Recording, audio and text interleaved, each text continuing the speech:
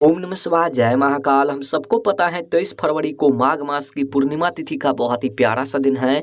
और अगर आपके घर में धन संपदा की बहुत कमी है, व्यापार में उन्नति नहीं हो रही है, नौकरी नहीं लग रहे हैं, या आपके मन में कोई भी मनोकामना है, कोई भी इच्छा है जो कि काफ़ी दिनों से अधूरी है, पूरी नहीं हो पा रहे हैं, तो ये वीडियो आपके लिए है। पूज्य गुरुदेव की कथा ये सुनकर बहुत अच्छे से बताऊँगा। बस आपको काले तिल और दुर्वा इस तरह चढ़ाना होगा, आपका जो भी मनोकामना होगी, जो भी इच्छा होगी, पूरी जरूर होगी, है ना। तो चलिए समझते हैं उपाय को कैसे करना है। लेकिन उपाय को बताने से पहले वीडियो को लाइक कर दीजिए। अगर चैनल पर नए हो तो चैनल को सब्सक्राइब जरूर कर लेना। इस पूरे वीडियो में 4 बहुत ही चमत्कारी उपाय के बारे में बात करेंगे जो कि अलग अलग मनोकामना पूर्ति के लिए होगा। लेकिन हाँ, इस वीडियो में जो चौथे उपाय के बारे में बात करेंगे बहुत ही चमत्कारी उपाय हैं, बहुत ही अचूक उपाय हैं। वीडियो को पूरा देखना है और एक एक उपाय को समझ करके आपको उपाय करना है, ठीक। तो चलिए पहले वाले उपाय की बात कर लेते हैं। सबसे पहले अब बोलोगे इस उपाय को करने से क्या फायदा, क्या बेनिफिट होगा। देखिए, यदि आपके घर में धन संपदा की बहुत कमी है, व्यापार में उन्नति नहीं हो रही है, नौकरी नहीं लग रहे हैं, घर में माँ लक्ष्मी की वास नहीं है, माँ लक्ष्मी आपसे रूठी हुई है, घर में सुख शांति नहीं है, घर में रुपयों पैसों की बहुत कमी है, तो इस उपाय को जरूर करना। देखिए, इस उपाय को करने के लिए मात्र आपको 7 काले तिल के दाने गिन करके ले लेना है। ले लिया। जो आप 7 काले तिल के दाने लेंगे खंडित नहीं होना चाहिए, इस बात को विशेष ध्यान रखना, ठीक। और उसके बाद आपको लेना है दुर्वा। 5 या नहीं तो 7 आपको दुर्वा भी लेना है, हरे वाले दुर्वा आपको ले लेना है। और उसके बाद आपको लेना है एक तांबे का लोटा, और उन तांबे की लोटे में अपने घर से आपको जल भर लेना है। अब इन तीनों सामग्री को लेकर आपको पहुंचना है कहाँ पर, शिव जी के मंदिर, यानी कि महादेव के शिवलिंग के पास। देखिए, मंदिर जाते ही सबसे पहले आपको क्या करना है, समझना मेरी बात को। जो आप 7 काले तिल के दाने लेकर गए हैं, उन 7 काले तिल को अपने हाथ में लेना है, शिवलिंग के सामने खड़े होनी है और 7 बार श्री शिवाय नमस्तुभ्यम इस मंत्र का जाप करते हुए उन 7 काले तिल को ठीक शिवलिंग पर समर्पित कर देना है। आई बात समझ में। देखिए, 7 काले तिल के दाने समर्पित कर लेने के बाद अब आपके पास बचे हैं 5 या नहीं तो 7 दुर्वा और 1 लोटा जल, है ना। देखिए, सबसे पहले आपको क्या करना है, उन दुर्वा को अपने हाथ में लेना है, शिवलिंग के सामने आपको फिर से खड़े होनी है। जो भी आपके जीवन में धन की समस्या है, व्यापार की, नौकरी की, महादेव से कहनी है, प्रार्थना करनी है। यानी कि जो भी आपके जीवन में धन की समस्या है, महादेव से कहनी है, प्रार्थना करनी है। और कहते हुए, प्रार्थना करते हुए उन सभी दुर्वा को कहाँ पर समर्पित करना है, माता अशोक सुंदरी जी के स्थान पर। यह है माता अशोक सुंदरी का स्थान, आपको इसी जगह पर समर्पित कर देना है। उसके बाद क्या करना है, आपके पास बचे हैं 1 लोटा जल, उन जल को उत्तर साइड मुख करके खड़े होनी है और शिवलिंग पर शीर्ष भाग पर आपको पतली धार में समर्पित कर देना है। जब आप जल को समर्पित करेंगे तो जल जो जलाधारी से बहकर जलाधारी से नीचे आएंगे, उन जल को उठाना है और लेकर आपको जाना है कहाँ पर, अपने घर जाना है। घर जाकर आपको क्या करना है, पूरे घर में, यानी कि घर में जितने भी कमरे हैं उन सभी कमरे में आपको छींटना है, यानी कि छिड़काव करना है। और जहाँ से घर में जो गेट से हम लोग प्रवेश करते हैं, यानी कि घर के जो मेन गेट होते हैं, वहाँ पर भी आपको थोड़ा सा जल को छिड़काव कर देना है। छिड़काव इसलिए आपको करना है कि जो भी आपके जीवन में कष्ट होगी, जो भी मतलब रोग होगी, हमेशा हमेशा के लिए दूर होगी, अगर घर में आप जल को छिड़काव कर देते हैं तो। बस आपको इतना सही उपाय करना है। बहुत ही छोटा सा उपाय है, करना ही करना है, चूक मत जाना इस उपाय को करने से, इस दिन माघ माह की पूर्णिमा तिथि पर। चलिए अब बात कर लेते हैं दूसरी उपाय के बारे में। अब बोलोगे इस उपाय को करने से क्या फायदा, क्या बेनिफिट होगा। देखिए, यदि आपके मन में कोई भी मनोकामना है, कोई भी इच्छा है जो कि काफ़ी दिनों से अधूरी है, पूरी नहीं हो पा रहे हैं, तो इस उपाय को जरूर करना।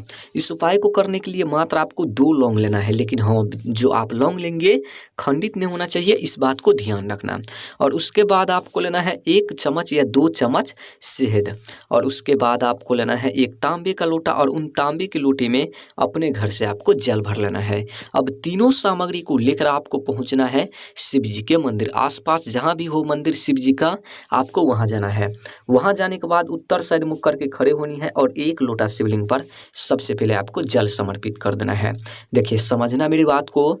जल समर्पित कर लेने के बाद जो आप कटोरी में शहद लेकर गए हैं, उन कटोरी में क्या करना है, जो आप 2 लौंग लेकर गए हैं उन दोनों लौंग को शिवलिंग पर समर्पित कर देना है। श्री शिवाय नमस्तुभ्यम इस मंत्र का जाप करते हुए देखिए उन कटोरी को अपने हाथ में लेना है, शिवलिंग के सामने खड़े होनी है।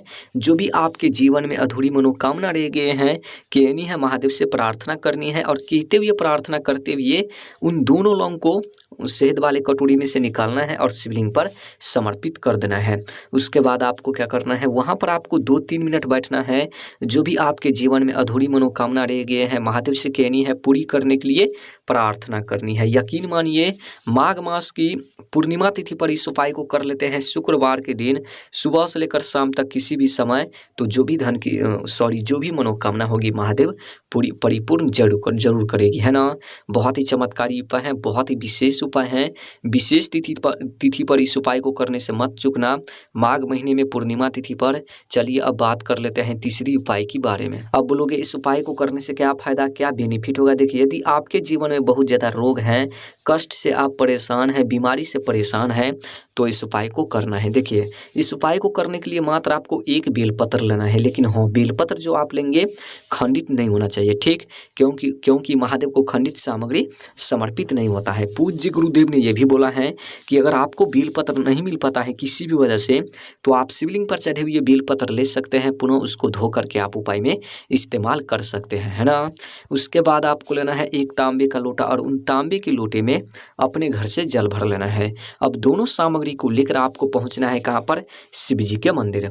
मंदिर जाते ही सबसे पहले आपको एक लोटा शिवलिंग पर जल समर्पित करना है। श्री शिवाय नमस्तुभ्यम इस मंत्र का जाप करते हुए देखिए जल समर्पित कर लेने के बाद समझना मेरी बात को, जो आप एक बेलपत्र लेकर गए हैं, बेलपत्र को अपने हाथ में लेना है, देहने वाले हाथ में यानी कि सीधे वाले हाथ में।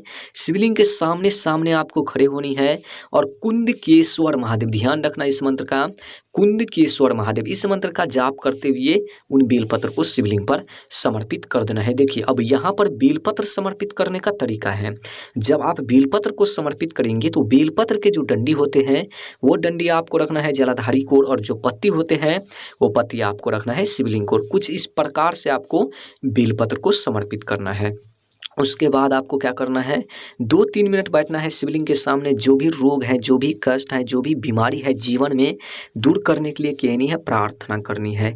उसके बाद आपको क्या करना है, उन बेलपत्र को उठाना है और लेकर आपको जाना है कहाँ पर, घर। जो व्यक्ति बीमार है उन व्यक्ति को खिलाना है। यकीन मानिए इस उपाय को यदि आप कर लेते हैं माघ माह की पूर्णिमा तिथि पर शुक्रवार के दिन सुबह से लेकर शाम तक किसी भी समय या प्रदोष काल में भी कर लेते हैं ना, तो हमेशा के लिए रोग कष्ट दूर होगी, है ना। चलिए अब बात कर लेते हैं चौथे उपाय के बारे में। अब बोलोगे इस उपाय को करने से क्या फायदा, क्या बेनिफिट होगा। देखिए यदि आपके जीवन में बहुत ज़्यादा कर्ज है, कर्ज से मुक्ति लेना चाहते हैं, कार्य में रुकावटें आ रहे हैं, कलेश रहते हैं घर में, हमेशा एक दूसरे में लड़ाई झगड़ा होते रहते हैं, बच्चे लोग पढ़ाई लिखाई में ध्यान नहीं देते हैं, तो इस उपाय को जरूर करना। इस उपाय को करने के लिए आपको स्क्रीन पर दिख रहा होगा पीला चंदन। आपको 1 चम्मच या 2 चम्मच यानी कि 1 चुटकी आपको थोड़ा सा पीला चंदन ले लेना है, ले लिया। उसके बाद आपको लेना है एक तांबे का लोटा और उन तांबे के लोटे में अपने घर से आपको जल भर लेना है। अब इन दोनों सामग्री को लेकर आपको पहुँचना है, सीधे जाना है शिव जी के मंदिर। आसपास जहाँ भी हो आपको वहां जाना है। वहां जाने के बाद सबसे पहले आपको क्या करना है, जो आप पीला चंदन लेकर गए हैं उन चंदन को आपको क्या करना है, गीला कर देना है। क्या करना है, गीला करना है, यानी कि भिगाना है आपको। जो आप जल लेकर गए हैं उन जल से भिगाने के बाद आपको क्या करना है, उन पीला चंदन से आपको 7 बिंदी का निर्माण करना है। कुछ इस तरीके से पहला बिंदी आपको गणेश जी के स्थान पर लगाना है, जैसा कि आप सबको स्क्रीन पर दिख रहा है, कुछ इस प्रकार से। दूसरा आपको कार्तिकेय जी के स्थान पर लगाना है। तीसरा आपको लगाना है माता सुख सुंदरी जी के स्थान पर। चौथा आपको लगाना है जलाधारी के अंत में, यानी कि जहाँ से जलाधारी से होकर नीचे जल गिरता है वहाँ पर आपको लगाना है। पांचवा आपको लगाना है माता पार्वती जी के स्थान पर, और छठा आपको लगाना है शिवलिंग के पीछे तरफ, और 7वीं बिंदी का निर्माण जो आपको करना है वो आपको करना है ठीक शिवलिंग के शीर्ष भाग पर, यानी कि शिवलिंग के ऊपर, शिवलिंग पर आपको करना है निर्माण। जैसा कि आप सबको स्क्रीन पर दिख रहा है, कुछ इस तरीके से आपको 7 बिंदी का निर्माण करना है पीला चंदन से। आई बात समझ में। उसके बाद आपको क्या करना है, जो आप 1 लोटा जल लेकर आए हैं उन जल को ठीक शिवलिंग पर समर्पित कर देना है। श्री शिवाय नमस्तुभ्यम इस मंत्र का जाप करते हुए। उसके बाद 2-3 मिनट बैठना है, जो भी मनोकामना है, जो भी इच्छा है, महादेव से कहनी है, प्रार्थना करनी है। यकीन मानिए इस उपाय को यदि आप कर लेते हैं तो जीवन में जो भी कर्ज होगी ना, हमेशा हमेशा के लिए कर्ज की समस्या दूर होगी, कर्ज से मुक्ति जल्दी ही मिलेगी। घर में कभी कलेश लड़ाई झगड़ा कभी नहीं होगी, कार्य में कभी रुकावटें नहीं आएगी। जो भी कार्य करेंगे, जो भी कार्य आप करेंगे आपको सफलता जरूर मिलेगी, है ना। तो अगर वीडियो अच्छी लगी हो तो वीडियो को लाइक कर देना, चैनल पर नए हो चैनल को सब्सक्राइब जरूर कर देना। ओम नमः शिवाय, जय महाकाल, हर हर महादेव।